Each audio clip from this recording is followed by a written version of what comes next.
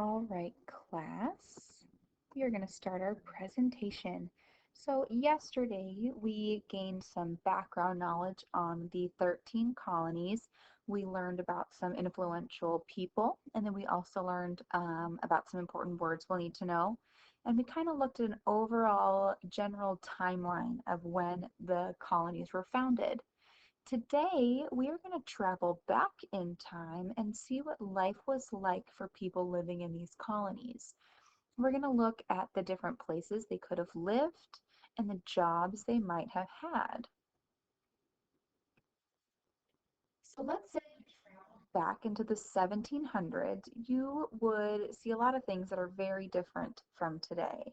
So we're going to hop in our time machine and check it out. So you've seen this map before, and this is a map of the 13 original colonies.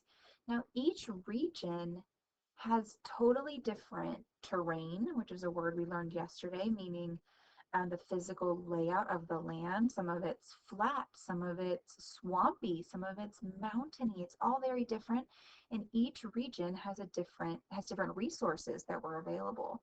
So your life could be really different depending on where you lived. However, most families lived on farms, and then other colonists are going to have jobs that are based on their location. So let's check out some of those jobs. Now, in New England, so that's what the colonies were called, you're first going to meet a young boy, and he works on the docks. A lot of our colonies were built right along the ocean. And so there were docks and people who lived right there. So this boy goes around and he shows you and he's going to introduce you to tons of people.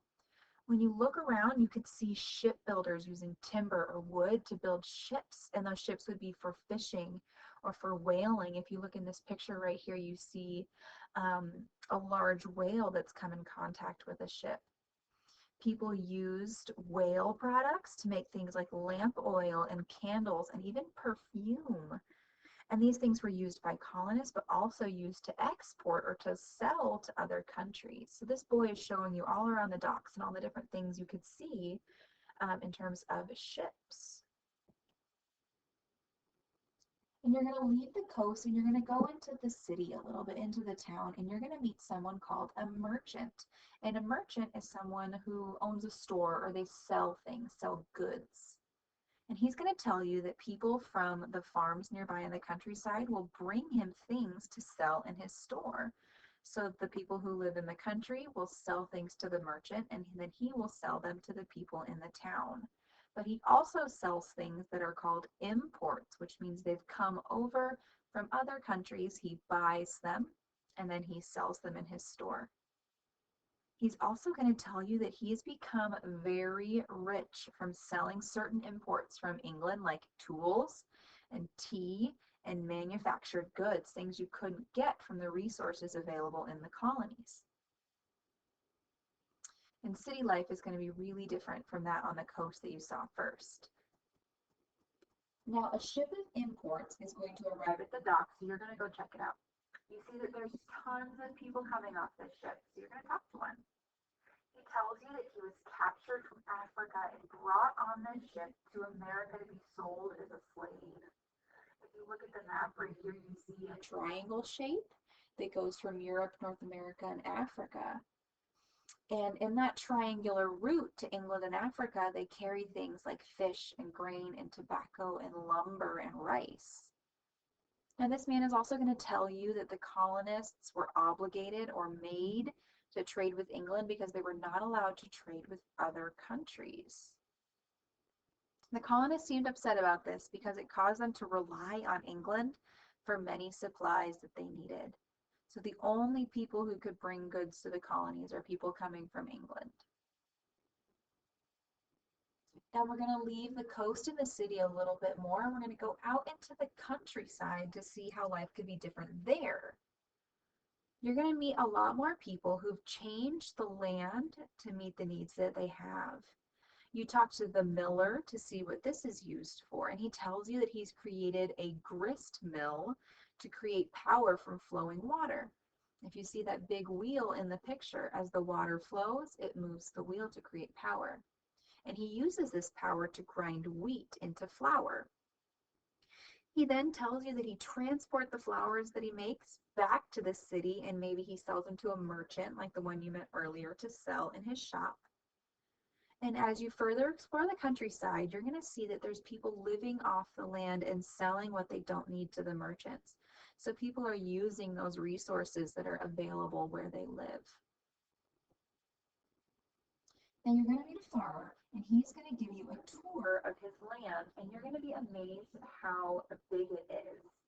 But he's actually just from a small farm. He tells you that small farmers like himself are part of the middle class, along with shopkeepers and village artisans. Remember, artisan was a word we learned yesterday. It meant someone who was really good at making things with their hands. And these people earned enough money to make a living, but they didn't have much money left over. But he doesn't mind that, being in the middle class, because he at least gets to vote in the elections. Now, the only other people who were able to vote were the highest class, and these people were called gentry. It's that bottom photo you see right there. These people were usually wealthy landowners or merchants or church leaders. Workers and servants are in the lowest class of people, and that's that girl working with that plant in that photo right there. And they couldn't own land, and they couldn't vote. Slaves were considered to be low class, or to even be below low class. Yesterday we learned about indentured servants, and they would be in this low class as well. Now you're going to continue talking to the farmer, and you're going to go inside to meet his family. And in his kitchen, you're going to see his wife, and she's doing all kinds of things. She's making clothes, candles, preparing food. Remember, everything that they have in the colonies is either made by themselves or made by someone and sent to a merchant, and you had to buy it. Most things these people had, they made by hand, especially when you're out in the countryside. Now, this farmer is going to introduce you to his children, and they're busy having contests to see who could chop wood and carry the most. And they tell you this is how they make their chores fun. You ask them why they aren't at school, and they tell you that they have too many chores to do and can only get school lessons at home when their chores are done. Only children living in the towns went to school on a regular basis. Think about the different lifestyles of someone who might live on a farm versus someone who lives in town. Even back in the 1600s and 1700s, the lives were very different depending on where you lived. And if you lived in the countryside on a farm, you had to take care of animals and crops and your homestead, where you wouldn't have to do those things in town. And in the corner, you can see the youngest child playing with a doll made out of a corn husk. That's the outside of the corn, like a corn on the cob that you peel off before you cook it. Now the farmer's headed to go see a preacher, and he wants you to join him. He tells you that he's going to see a preacher who has been traveling from town to town speaking about religion. Remember, yesterday we learned that religion was very important to the people living in the 13 colonies, whether they were searching for religious freedom or the freedom to have no religion. It was a very important part of their lives. And as you arrive, you see a large crowd of people gathered to worship and listen to this preacher. The preacher comes to greet you and tells you that he is taking part in something called the Great Awakening, which has helped to spread religious feelings. Now you leave here feeling as though you have learned a lot and decide it's time to head back to present day. When we come back to the year 2020, I want you to think about the following things. How is life different for colonists based on where they live?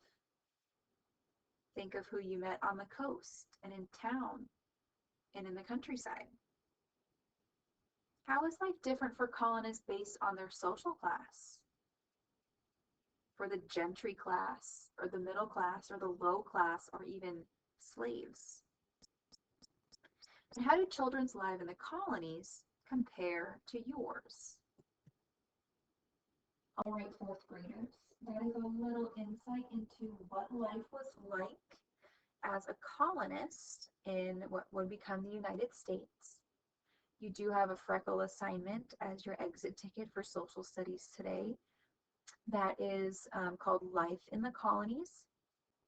Tomorrow we'll have one more recorded lesson showing the ins and outs of what it was like as a colonist, and I'm going to introduce you to a project-based learning assignment we're going to have for colonies, where you're going to be designing a colony of your very own. It's going to be pretty exciting.